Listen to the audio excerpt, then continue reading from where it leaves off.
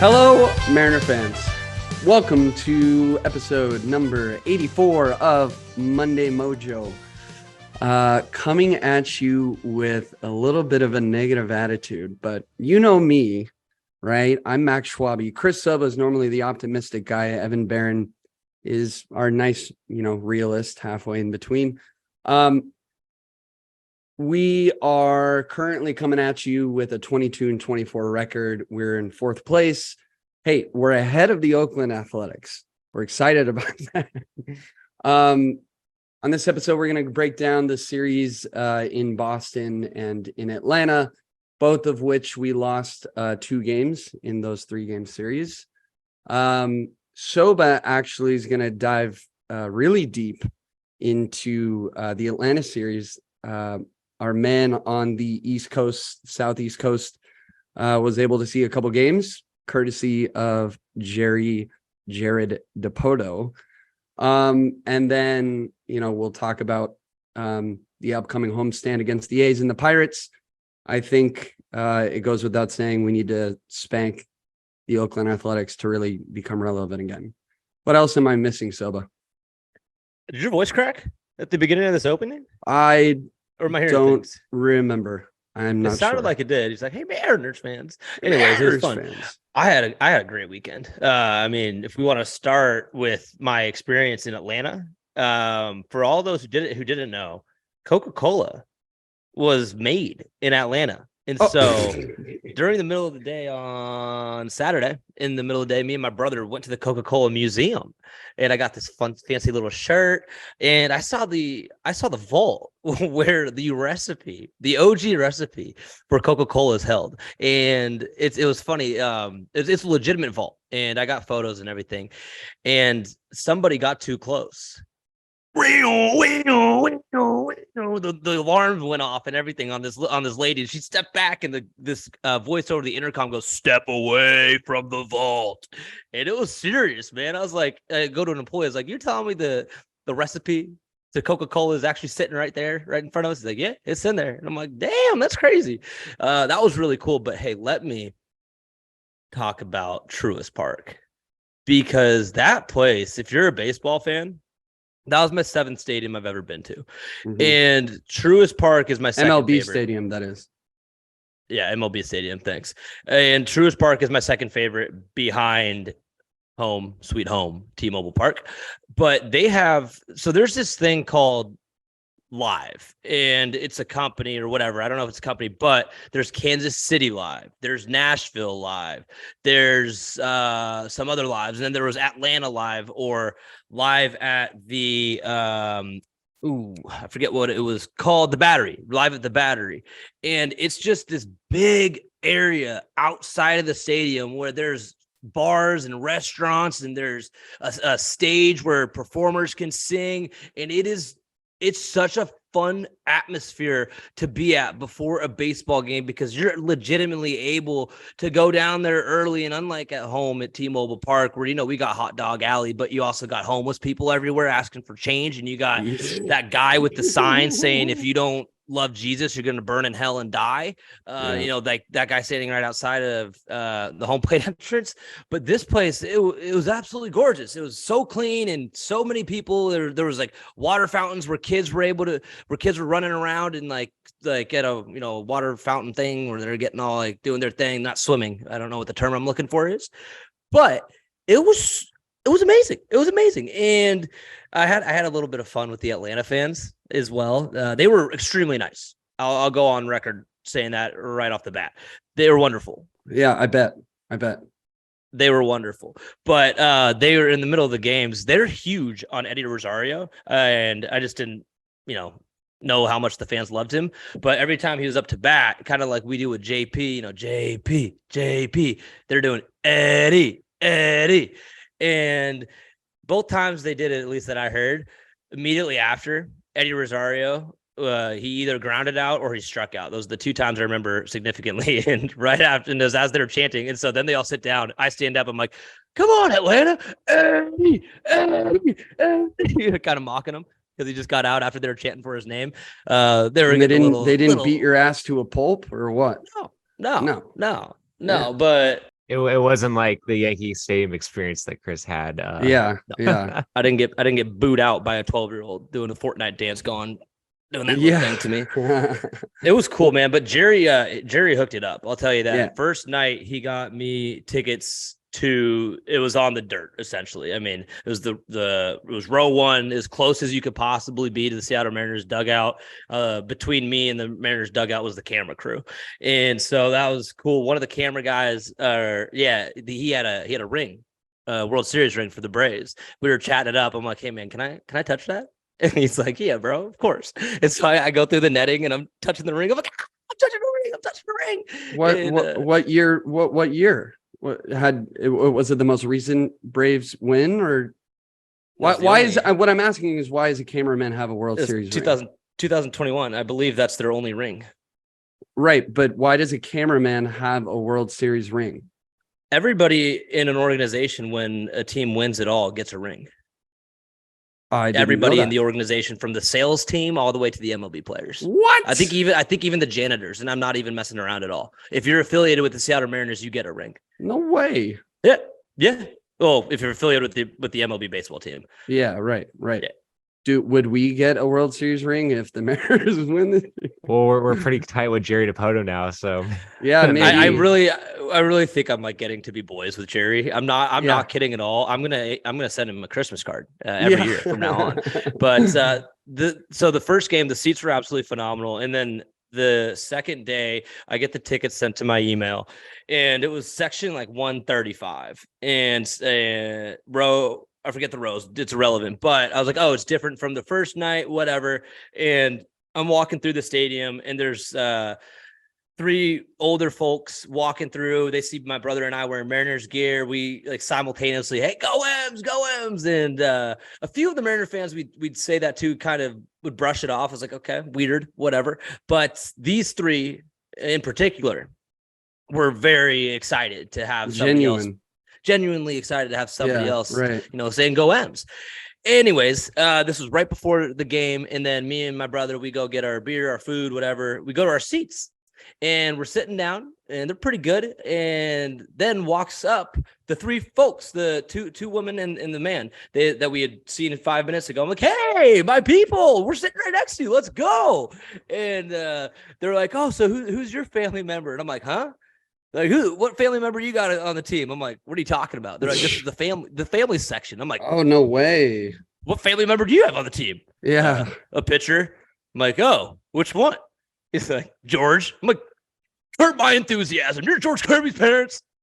And they're like, yeah, we are. And so I was like, no way, man. We were chopping it up. I asked his dad, I was like, what was it like when Kirby came in the playoffs and he came in as a reliever to save the game? And he said what he described was basically what I described when Dylan Moore hit that grand slam against the pure Houston elation. Astros. He wasn't wearing he wasn't like wearing a shirt. He was sweating so much and stuff, and he like couldn't watch the TV. His skin was as pale as could be, and he was like, I just had my hand in my face in my hands, and it was the most just crazy experience I could have ever imagined, seeing my son do like that, because he never, comes in relief. He's a starter. I didn't know what was going to happen, and obviously he did very, very well. But they were the nicest people ever. We had Taylor Trammell's family was in from the Carolinas. There was a good 40 of them. 40 Taylor Trammell fans just yelling when Taylor was coming up to bat. That was a ton of fun, but it was incredible. And then our hitting coach, his family was there too, and our hitting coach is Jerry Dipoto. His father is Jeff Dipoto, who's a famous comedian and was best friends with, God rest his soul, Bob Saget. And we were having a ton of fun conversations about his comedian life. He was on Jared Letterman. Like, he's pretty famous. And I recognize him. Maybe if you guys look up Jeff Dehart, Dehart, you'll recognize him. But that was a lot of fun. I thought they kept saying Jared. They're saying Jarrett because the hitting coach is Jarrett Dehart. And so they're saying Jarrett. And I'm like, oh, so you guys driving from Wisconsin, flying? And they're like, what? No, New York. And I'm like, oh, okay. And they're like just looking at me like I'm so weird. And then it came out later that I figured it was like, oh, you're the hitting coach's family, not Jared Kelnick's. All right. Amazing. time though. I honestly couldn't have asked for a better experience. And our Jerry Dipoto, Mariner fans, fans of baseball in general, they can say whatever they want about Jerry Dipoto, but how many GMs, how many presidents of baseball operations do you know are doing what Jerry did for me and just hooking me up with some tickets, and not only hooking me up with tickets, but in really cool spots at the stadium? It just doesn't happen. Class act. The man truly loves baseball, and he truly loves the fans. It's just genuinity. Sorry, Max, go on. I was just gonna say, when we had a chance to sit down with Jerry, one of the things that he was super adamant about was, fan engagement. And, for a fan base for the Mariners, it's hard to stick by. So it was very important for Jerry to, emphasize the value of what he thinks, Mariners fans deserve. And a situation like that, very, very special to see. Going back really briefly before we get into the details of the series on, the fans at in Atlanta, right? Not only does that experience sound way better than what you would experience at T-Mobile, right? Because you got the evangelical weirdos shouting on the megaphones, and you got the bums. We have Hot Dog Alley and cool and everything, but just the stories I was watching on Instagram, that place actually looked like, they made significant investments in the experience factor at the stadium. But you also talk about how the Braves fans were super nice. I had a buddy that was out at Fenway when we were playing the Red Sox.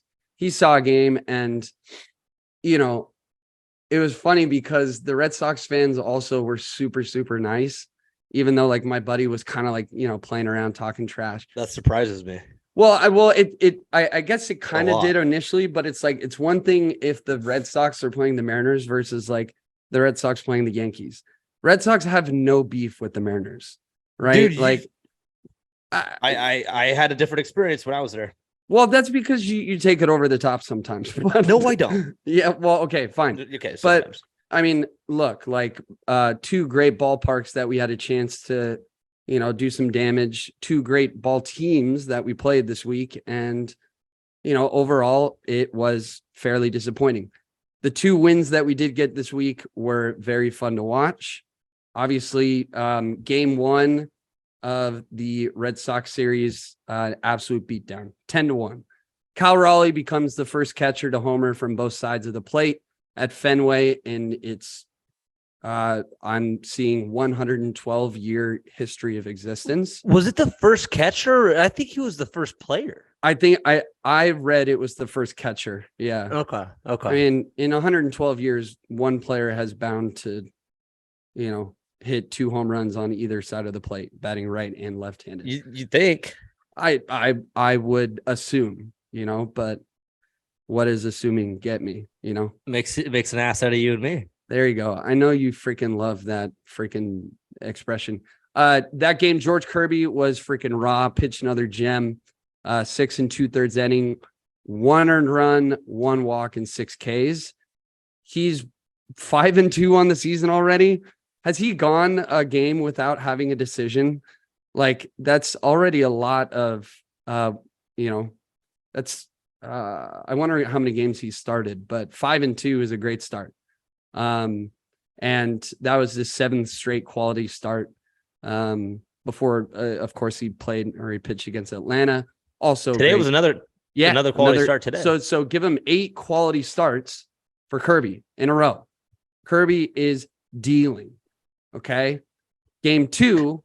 Speaking of streaks, what? Luis Castillo. He's got the opposite of now, 5 games in a row without a quality start. So Luis Castillo. Troubling. It's troubling. I don't know what's going on with our man. He is giving up. He's just getting hit hard. He's getting hit real hard. I don't know what the heck's wrong with him. I'm not going to sit here like I have the answer either. But hey, Luis, he gave up 3 home runs. That is not Luis, dude. No, granted, the AL East is absolutely stacked. They are packed with fire-powered offenses, and I don't know. I'm trying to find a silver lining. Yeah. I think a lot of in that Boston game, he left a lot of those pitches over the plate, and so it's like you either win or you don't. And so if you're throwing a 97-mile-per-hour fastball, if it down the middle of the plate, either you connect or you Yeah. don't. And it just felt like that Boston series, they were just on top of him and being more aggressive. And so Scott even touched on that post game. He said that sometimes Luis can get away with it because he has such, amazing stuff, but maybe gets a little too comfortable with it, trying to throw it over the plate. Well, But I'd like yeah. to see him locate his pitches a little bit better. See, but the thing is like the early season, Luis was doing just that. I mean, there, obviously, like after his first few outings this season, he was thrown into the very early conversations of Cy Young. But, after watching him pitch those first, few outings, he was hitting his spots, right? Now, not so much. Like you said, he's leaving stuff over the plate. You can throw a 97-mile-per-hour piper down the middle, and at this level, especially like you said, Sobba, with the AL East, like they're gonna get a hold of it and they're gonna send it a long way. It's about location, and that is at least what I've seen is been most concerning for Luis lately. But outside of that, Taylor Trammell hit a 2-run dinger, and I don't know, he's okay. I'm personally not too hyped on him. I know you met his family, Chris, but he's doing what he can. He's not our saving grace. He's not our saving grace. What our saving grace is the entire team the entire offense picking it up to help our pitching out, because our pitching is obviously our anchor. It's our bread. It's our butter. Right. It's our peanut butter. It's our jelly. It's our everything. And we got to get a little bit of some chips and a little bit of some side food along with this PB&J and some bread and butter, because the offense, maybe a little Coca-Cola too. Maybe a little Coca-Cola. I don't know if I want a Coca-Cola with my PB&J. I'll be honest. If I'm eating a PB&J, oh, what am I drinking? If I'm eating a PB&J, maybe chocolate milk. I don't know. It doesn't matter. Maybe water. Who knows? H2O. And damn it, now I just got myself sidetracked going down that little stupid rabbit hole. That's okay, because I'll tell you who wasn't chocolate milk or Coca-Cola or a tall glass of water on game 3 of the series was freaking Marco freaking Gonzalez. Okay, look, you've been excited to talk about this, haven't you? Yeah, he's had a great start to the year. I'll give him that. But game 3, even if we did have offense, there was no way of winning that game. Marco goes 1 2/3 innings and 8 hits, 8 earned runs, 1 home run, which actually surprised me. In his post game, he said he wasn't worried about this stuff. And, pitchers have one of these bad outings. As a pitcher, I get it. You're not always on. But, I think Marco should have taken that outing with a little bit, even more like humility. Like he should have addressed yeah, that was freaking atrocious. Because again, Red Sox, solid lineup, a lot of great hitters, but 8 runs before the end of the second inning is concerning. And yes, I've been waiting for Marco to finally be like, see, this is what we're used to. But what's the shortest game that you've ever pitched? What's the most alike game that Marco Gonzalez had this last week? What, when I get shelled? In your career? Yeah. What's the worst, the most runs you've allowed in the shortest amount of innings you've been able to pitch? I don't know, man. I mean, there's been a couple instances where I just wasn't hitting my spots and a lot of walks. I can't answer that accurately, and I refuse to come on, you have in your mind, in your memory, there's one game that you have that you blew it, and you weren't hitting your spots. The only spots you were hitting was middle. You were getting rocked like a freaking something that's an analogy. Insert analogy there. Call it 6 runs in 2 innings. I got yanked. And I was always a starting pitcher unless situation required my expertise to come in late in the game. But yeah, I've been shelled before. It happens, and I wasn't throwing 80 plus miles an hour, right? Like, wait, what did you say? What did I say? Oh yeah, I topped out at 82 miles an hour. Like that was Once? me. No, not once. Probably a few times here and there. But yeah, shellings happen. It's the Shellings way happen. Shellings happen. You But want to hear mine? well, what? You want to hear my shelling when I got shelled? Oh yeah, you tried to pitch at one point. That's right. I wasn't much of a pitcher, but there was Evan. You're not going to remember this because this is back in 7th grade when me, Pat, and Riley, our buddies, we were playing it for OLF. We played on the 8th grade team, not because of our ability, because of the fact that we had so many players on the 7th grade team that I wasn't getting any playing time because I really just wasn't that good. Right. I was really scared of that ball hitting me. And they had me, my brother, and our buddy Riley go to the 8th grade team. And that year, the 8th grade team actually made it to the playoffs. And we were in the 3rd inning. I was the only person on the bench.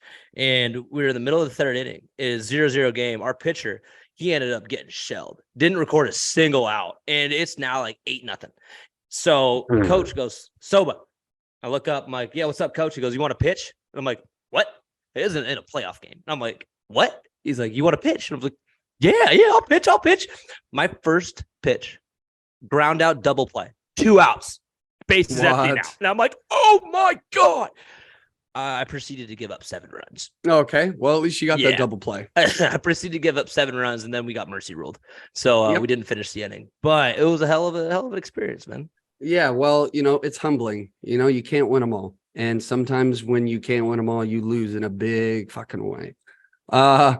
Moving on to one thing additionally that I wanted to say I'm concerned about is Julio. Right? Yeah. I'm not I don't know what to say is going on. I mean, he's not swinging at the right pitches, he's swinging at the fences. For the most part, that's what I'm seeing a lot of out of our offense right now in general, but he's not being selective. And as Weifel would say, right, like he's, waiting on fastballs that he could be taking advantage of. He gets deep into the count, 2 strikes, throws him junk. He can't lay off the junk. At least that's what I'm seeing. Are there any other opinions or takes on what the hell is going on? With Julio and the offense in general. Yeah. When I was that first game against the Braves, I had a phenomenal view into the dugout. I just didn't look like they were having that much fun. It looked too serious. Why so serious, as the Joker would say. And I was thinking to myself, back when we traded last year, we had Justin Upton for a very brief amount of time. Justin Upton, if many people may not know this, but he said in the clubhouse after, one of the losses we had before we went on that 14-game winning streak, he said that the boys just didn't look like they were having that much fun. They weren't being them true selves, a little bit too serious and stuff. And he's like, you guys need to get back to just fucking around, having fun in the clubhouse, having fun in the dugout, and enjoying playing the most beautiful game in the world. After that speech, the M's went on a 14-game winning streak, and crazy things happened. Clutch moments happened. They never gave up. Chaos ball ensued every freaking night. And we haven't been seeing that much this year. We have 12 come from behind victories this year, which I don't know where we were at on May 21st of 2022 last year with our come from behind victories. But I'll tell you, I would put my money on it was probably more than 12. Granted, 12 might be a lot. I don't know what the league stats are sitting there, but it's actually kind of impressive. 12 is a lot for what we've played 46 games. Yeah. About a quarter of them come from behind wins. One thing that I noticed in this week's 2 series is we were always playing from behind. I mean, that's another thing too, right? I think it would be a lot easier for us if we came out of the gates hot, right? Obviously not giving up 8 runs in the first inning, but that goes without saying.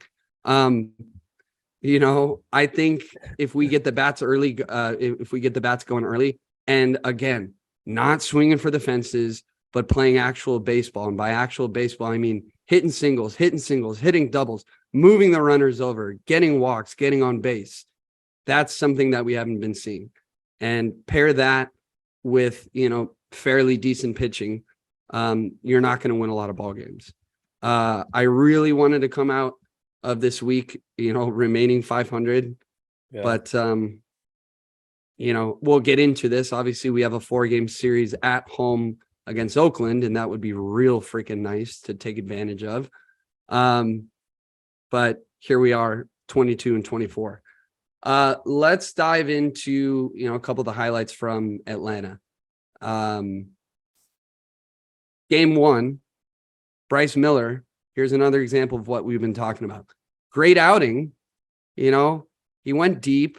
7th inning is kind of where he lost steam, and that's where they kind of took advantage of us and broke it open. But it's because of the lack of the offense that allowed, I think, Atlanta to really gain that momentum. Otherwise, I would have seen Bryce Miller have his 3rd win, right? His 3rd straight win. The guy still has a 1.4 ERA. And I don't know if I sent this to you guys, but when we interviewed Jerry, one of the little reels and clips that you made, Evan, was, and this moment totally slipped my mind. One of the questions we asked Jerry is like, hey, who are you excited with? And one of the folks that he mentioned was Bryce Miller. At the time, the guy Bryce, that he mentioned. It was he didn't say anybody else. He was specific about. He's like, I'm going to go with Bryce Miller. Yeah, exactly. So rewatching that, I was like, I'll be damned. Totally great reason to be stoked on Bryce Miller so far. Bummer that he earned a loss game 1, but again, I don't think it's really his fault at all. What about you, Chris? You were at the game. What did you notice? It wasn't. I don't think it was his fault at all. We just didn't score enough runs. That's typically how you lose games. Yeah, when one team scores more points than the other. That's correct. Yeah, you like That's me calling sports. runs points as well. Yeah. Yeah. Now, what I wanted to, before I forget this, just talking more about kind of the atmosphere in Atlanta when we change pitchers in the middle of an inning. So what the Braves do when a pitcher gets changed in the middle of an inning, only in the middle of an inning, if it's a new pitcher coming in to start an inning, this does not happen. Is it for the Braves or for the opposing team? This is where I think the Mariners, when I was talking a second ago about how I just don't think that they were having as much fun in the dugout and all that good stuff. So the pitching changes happened. I think it was maybe Matt Brash coming in. The entire stadium, every single light shuts off. And every Atlanta Braves fan pulls out their phone and they get their phone flashlights going. And they start doing the chop. And there's music blasting and they're all chopping. And it's supposed to be intimidating for the opposing pitchers, what I think is what it was supposed to be.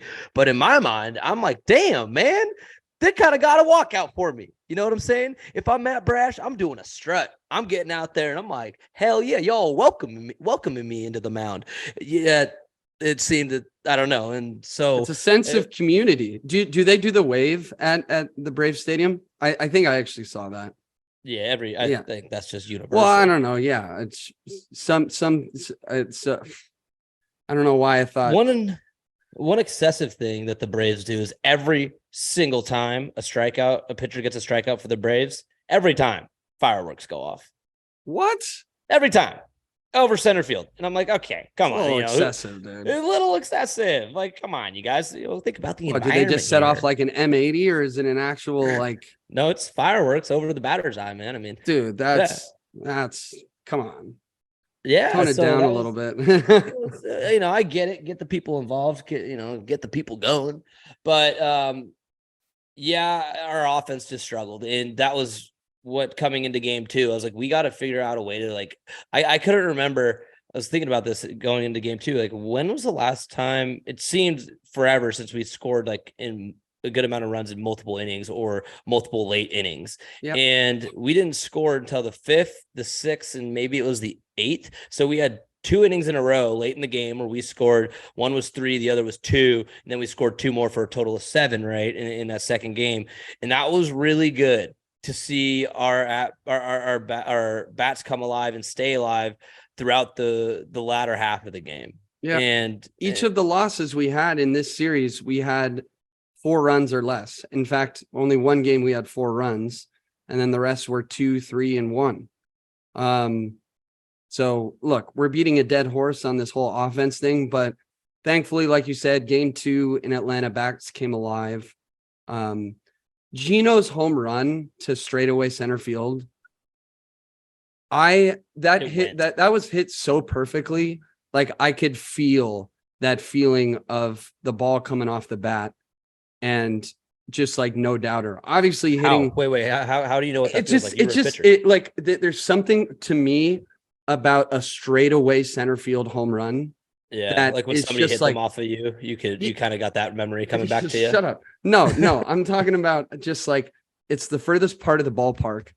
And if you hit it straight away, that means you hit the ball at the universe's most ideal time, right? One of the hardest thing to do in sports, I stand by this, is hit a goddamn 95 plus, fastball, right? If you take that directly, to center field, the deepest part of the ballpark, like that's got to be the best home run feeling ever. Anyway, I appreciated watching that Gino home run. And then of course, Gilbert had a solid outing, exactly what we needed from him. Gilbert's, even from the beginning of the season, super excited on him. But God, I can just hear his wife right now telling me, I told you guys the offense was going to be poo-poo. Well, one part of the offense that hasn't been poo-poo, and he tried his hardest to get us the W today, Jose Caballeros, he's doing great, man. And not only did he hit on Sunday, May 21st, his first big league homer, which was cranked to left field. It was a no-doubter. But the man had 3 stolen bases today. He's now 8 for 8 on the season. And both times he got his stolen bases, the first 2 stolen bases he had were back-to-back. He swiped second, and then next pitch, as Ricky Henderson would always used to do. Ricky Henderson, he said something, I heard this on the broadcast today, along the lines of, I'd always like to steal third base, the pitch, or the next pitch after I swipe second, because that's when they're not paying attention. Jose Caballeros must have had that in the back of his mind, because he swipes second, the very next pitch he swipes third, all with less than 2 outs. He never came in to score. So he stole 3 bases and didn't come in to score. And so then he's like, screw it, I guess I just got to hit a home run to score. And so that's what he did. And the only runs we got today were off of Jared Kelnick, who continues to do what he's been doing all year. He's playing well.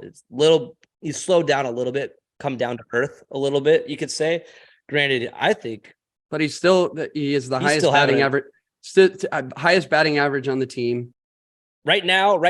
If you know how one person from each team has to make the All-Star game right now, I would put my money, I think, for the most part, on Jared Kelnick. I would have a tough time not putting it on George Kirby, though. You know what I'm saying there? Hopefully it's both of them. But right now on the offensive side, Jared Kelnick is the Seattle Mariners All-Star. There's no doubt about it. Yeah, I mean, which is kind of frustrating because we have players that are better than Jared Kelnick. But like we've been saying all season, it's really nice to see him break out. But yeah, 9 home runs, 46 hits, batting average 286, and not striking out a whole lot, I would say. But one thing I have noticed, Teoscar Hernandez is still, while he's still striking out a shit ton, he's I don't know, he's got the second most hits on the team too. Like he's making contact in a good way. One thing that's 100% accurate. I love that. I want to not have Gino and Teoscar back to back. Both of those guys because they strike out so much. They are always striking out, and I would think this is a safe thing to say here. I think they got the most strikeouts on our team, those 2 respectively. I could be wrong, but no, you are exactly right. 65 strikeouts for Teo, 59 for Gino, and that's 1-2 respectively. Jeez, that 65 and 59. 65 and 59. And then shortly behind Gino is Julio with 57. Oh, that is Yeah. so disgusting. So we have Julio batting third, Jared Kelenic, and then Gino and Teo. We gotta spread those strikeouts. Yeah, throughout across the or just lineup. stop Yeah. doing it. Yeah. That's like one guaranteed inning of striking out the side. Yeah, man. We gotta they're power hitters, right? Gino now has 5 homers on the season. Before that, he had 4, obviously, because 1 plus 4 is 5. He was on pace for 13 homers for the season. Now it's probably like he's on pace for like 16 or 17 or something like that. That's extremely low for Eugenio Suarez. He's got the second most homers in the league since 2017 behind Aaron Judge. Say that again. Say that again. 2017, he's got the second most home runs in the league behind Aaron Judge. However, this year it's slowed down a lot. And I don't know, trying to do too much. I don't know if that's the culprit and or whatever, but it seems like it is. It seems like he's always trying to hit a home run. It seems like he's swinging out of his shoes. Same with Teo. Just do a little less, which Teo's been doing more of. Get singles, get doubles, play baseball. You know, don't be a hero all the time. Granted, we have our recipe for, the smaller hitters get on base and then we'll hit the home run to knock them in. And Teo and Gino, they're going to be those home run bats.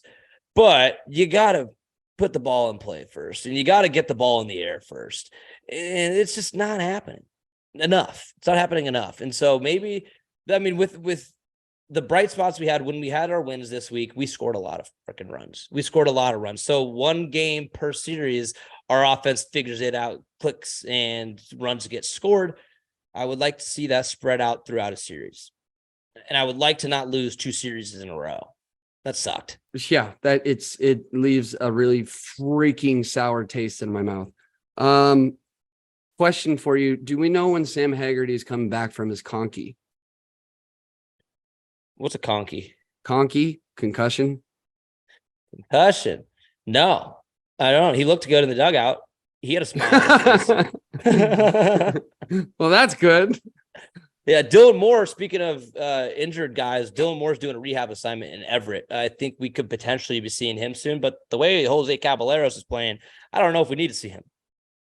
Yeah, look, Caballero is doing well, but again, if we can get one of those guys to be better than the other, create some healthy competition, then we can actually start moving players around. These are players that could be used as utility players. Yeah, I also I'm gonna go back on something that I've been pretty adamant, or just, I don't know, I'll just spit it out here. I think the Seattle Mariners need to invest in a legitimate DH. I don't think I want to do this revolving door anymore. This revolving door experiment, if we'll even call it that, I think it's more so just been a way of life, not even an experiment. But the revolving door in the DH position, it's just not consistent. It's not consistent. And we need to get a guy that, fucking give me Nelly back. I'll take Nelly back, man. Yeah, somehow know. Figure it out. Dude, I want Nelly back. We had the chance to sign him early in the offseason, and obviously we didn't do it because of our revolving door. It's pissing me off to this point. We need to get somebody in there who's consistently hitting the ball. Evan, who's your candidate for DH? Yeah. No. I was going to say we've been talking about him for weeks. For weeks, or last week, he's hit a couple grand slams recently in the minors. Oh my God. My boy Mike Ford. Mike freaking Ford. Come on now. Give him the call it, man. The guy's got give that kid a shot. At this point, bring him back. Bring him back. Yeah. That guy's so big. He's the true beefcake. Daniel Vogelbach. Oh, I'll you're never right. forget Yeah. Vogelbach's home run all the way up in the Bogey bombs. the I forget, I can't even think. It was the But it 300 level. Yeah, 300 Yeah. level. They Above the even Hit put It a Here cone Cafe. there. That was a Yeah. bomb, man. Yeah, I that wish. was just tanked.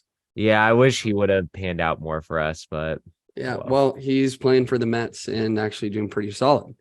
One other thing, Julio had one damn hit in Atlanta. I think he went 1 for 10. So another reason to be concerned. But listen, you listen to Monday Mojo to have fun and be concerned, just like us. As far as what we have coming up, we've got we got a homestand. God knows that'll make a difference. Hey, last time we were in the rut, right? Last time we were playing in the gutter, we needed a series to pick us back up. When we were down on the ground, knocked out like Rocky Balboa, we needed a shitty opponent. Yeah. We had the Oakland A's. We've got a great candidate coming up. And we swept the Oakland A's last time in a 3-game series in Oakland.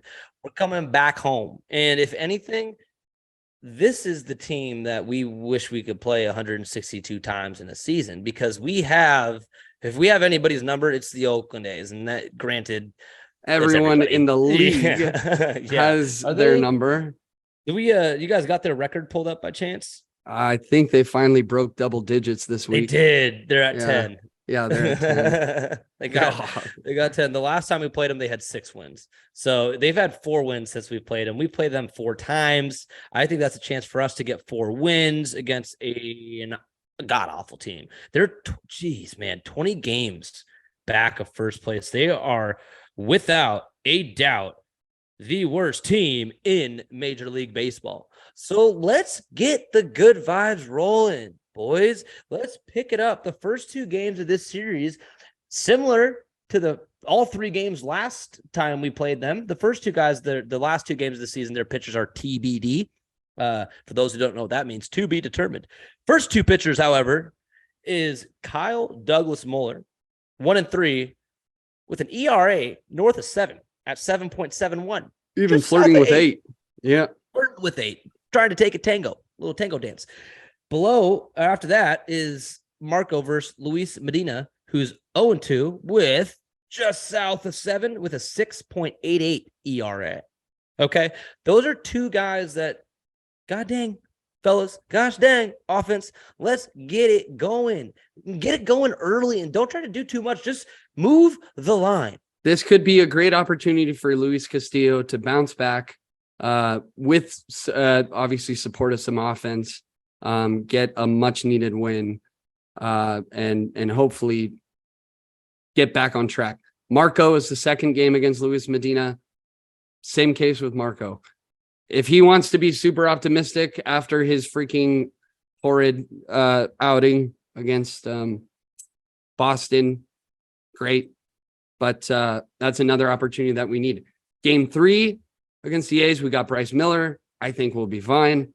And game 4 is Logan Gilbert. Hey, last time Bryce Miller pitched against the A's was his first time pitching in MLB. And he took a perfecto into 6, maybe through 6. Dave Sims doesn't care about perfect games. He'll jinx them, and he'll do it on live TV. Dave Sims just doesn't believe in jinxes. Okay, well, I don't know how I feel about that. But again, Castillo, Marco, Bryce Miller, and Gilbert against the A's. And then right after that, no days off this week. We got a 3-game series against the Pittsburgh Just Pirates. like Max at the gym, no days off. That's not Noodle true. arms. There are days off for sure. Against the Pirates, How who are many pretty raw days this off year. for you? 7? What'd you say? How many days off from the gym for you? Week 7? That's freaking hilarious. Thanks. No, but I will say I am climbing Mount Rainier for my birthday this year. So that Whoa. is, yeah. Can't have too many days off from here until June 23rd. I was just about to say, you got to start training. Dude, ever since I moved, which was like last month, I was consistently doing like a few 5Ks per week, Stairmaster, working out. Ever since I got Shake back, weight. shit, that's hilarious. Thanks. Shake weight. But ever since I got back from Mexico, I've been trying to A get piece of shit. yeah, exactly. That's Yeah, how it pretty works, much. man. Yeah. You go to Mexico, you ain't coming back in good shape. You were coming back with 2 months of work to do to get you back to where you were when you left. Exactly. So maybe, yeah, time is ticking, but you know, that is something that I'm really looking forward to. I look Who up are you at Mount climbing that Rainier. with? What? Who are you climbing that with? Paul Sheldon and a buddy of mine from college. Yeah. Yeah. Nice. It's gonna be special. You know, you look up at that mountain every day, and like I just got to the age where I was like, I want to be on top of that thing. That's what she said. Oh, All dude. right. Nice. Well, look, like we said, rough week. The A's series is really where I can turn my optimism on. I think we really need a 4-game sweep. That'd be really, really freaking nice. We're gonna need it because, Yeah. ladies and gentlemen, growing up, when we think of Pittsburgh Pirates, at least for me, I've thought of trash. I've thought of nothing good. I've thought of just a terrible ball club that has a beautiful ballpark. If you haven't seen, for the life of me, can't remember the name of the stadium, but if you haven't seen the Pirates Stadium, it's gorgeous. Actually, it's in a very beautiful spot. I have not been in it. I've been outside of it when I was there for a golf tournament, and I won the golf tournament. It was the Barstool Classic. I'm just going to shout myself out. Ended up getting to go play in the finals in North Carolina. Yeah. Anyways, completely off topic. Pittsburgh is coming to town. Okay. And Pittsburgh, they're good. They are 1 game back of Milwaukee right now, sitting at 24-22. Okay. Only 2 games over 500. But that's the Pittsburgh Pirates we're talking. In a division with the St. Louis Cardinals, the Chicago Cubs, Cincinnati Reds, all those 3 teams are playing not well at all this year, granted. But I want to we're go gonna have 6. I sorry to cut you off. I want to go 6-1 this week. Yes, Yeah. Max. That's 6-1. the stuff I like. Okay. Yeah. Instead of you saying like last week, like, oh, I hope we get a series win. Like, yeah, no shit. 6-1. Now that's good. Well, I we like didn't that. have it. We didn't get a series win this week, dude. No. No, we did not. I'm thinking 6-1 this week.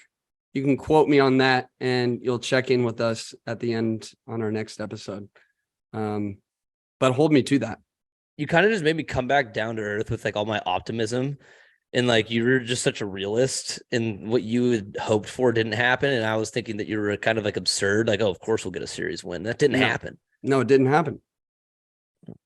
Damn. Dude, I mean, sometimes it pays to be a realist or a pessimist, whatever the fuck you want to call me. But we balance each other out nicely. Yeah, teeter totter, man. Ebbs and flows. Yep, tater tots. Absolutely. Look, thank you again for listening. This has been episode 84 of Monday Mojo. Hope to see you at the ballpark this week. I know I won't see Chris Sobba because he's out in South Carolina. Maybe even Evan Barron can come out to one of the games. I know I'm going on Saturday. That's against Pittsburgh. But make sure to, share this with your friends. We love reporting to you guys. We love talking about the Mariners and talking about our favorite ball club. What else am I missing, Sobba? You want to sign us off this week? Ooh, sign, seal, and deliver? Sure. I had such a fun week, even though the Mariners record doesn't look like I should have had a fun week. But seeing the Mariners play in my 7th ballpark, that's including T-Mobile, was a wonderful time and a wonderful experience. I think the vibes are coming back around here, ladies and gentlemen. Okay. I think we just need to, you got to have faith. Hey, Evan, there's a song called You Gotta Have Faith. I forget, Max, you might know what it is, but you got to have faith. Maybe it's just called Faith. That's going to be the song that we sign off with this, because if we have faith and we believe in our Seattle Mariners and we get them to believe in themselves, anything Kevin Garnett said it best is possible. Anything is possible. And so this is the week to turn it around. This is where we started. All right. Oakland A's, you're going to go down. We're going to take you down 4 games in a row. Bang, bang, bang, bang. Pittsburgh, we're going to get 2 or 3 out of you. We're going to win the first game and the last game in a rubber match, and it's going to be wonderful. I am not going to watch that first game because it starts at freaking 10 o'clock back to the terrible time zone for myself. Yeah, I like to, you think I just look this good by staying up all night? No, I get my beauty sleep. And for y'all in Seattle, the games are early.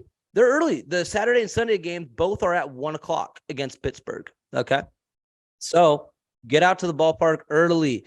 I want to see more tailgating happen in Seattle because the Braves did it. They had tailgating in the parking lot too. I want to get that vibe going more in Seattle. So, ladies and gentlemen, it's been a tough week for the Seattle Mariners, but when the going gets tough, the tough get tougher. the tough get going. The good get spaghetti and meatballs. Good Lord. When the going gets tough, the tough gets going. Ladies and gentlemen, go Mariners. Go M's. 'Cause I gotta have faith.